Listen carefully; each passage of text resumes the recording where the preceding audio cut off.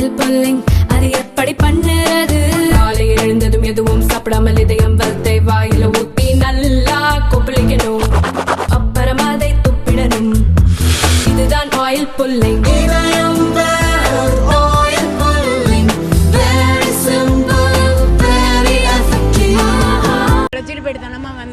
மதியானம் பேசுனானே புள்ள, அம்மா ஓடிபி சொல்லுமான்னு கேட்டானே. ஏண்டான்னு பரீட்சைக்கு அப்ளை பண்ணுறாம்மா அப்படின்னு எல்லாம் சொன்னான். அம்மா நல்லா 1,00,000 ரூபாய்க்கு மேலே நான் சம்பளம் வாங்குவோம்மா, அதுமாரி நான் போகிறேம்மா டிசைன் கிளாஸுக்குன்னு சொன்னான்.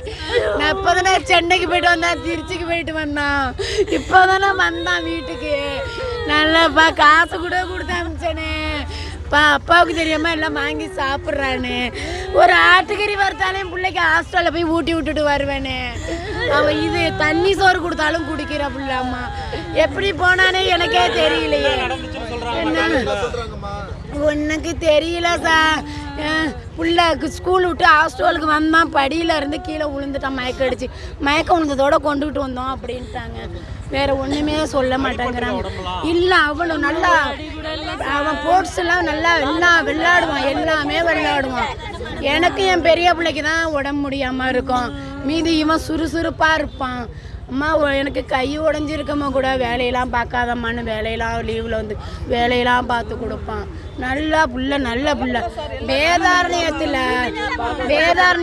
நல்ல புள்ள, எல்லாருக்கிட்டையும் பேசுவான். பெரியவங்கள்ட்ட இருந்து 12வது படிக்கிறான். சஞ்சய் ராமு 12வது படிக்கிறான்.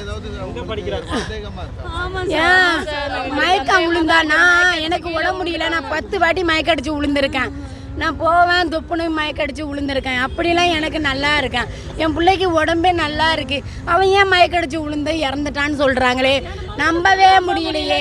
மதியானம் கொண்டு பேசினானே, மதியானம் அம்மா ஃபோட்டோ பிடிச்சி அனுப்புங்கம்மா, ஓடிபிலாம் வரும் சொல்லுங்கம்மான்னா.